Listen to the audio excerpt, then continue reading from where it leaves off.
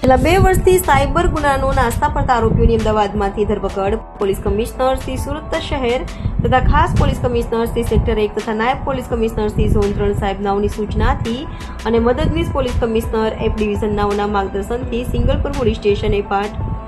ગુના register number 11-21-00-63-0-617-2023 pico કલમ 500, 501, 504, 506, 114 તથા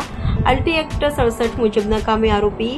અવિનાશ રોહિત કુમાર વ્યાસ ઉંમર વર્ષ 35 ધંધો નોકરી રહેવાસી ઘર નંબર 20 નવરંગ સોસાયટી રન્ના પાર્ક સોસાયટીની સામે વટવા રોડ નારોલ અમદાવાદનાઓ છેલ્લા 2 વર્ષથી નાસ્તો પડતો આરોપીની તપાસ માટે મહેશભાઈ વશરામભાઈ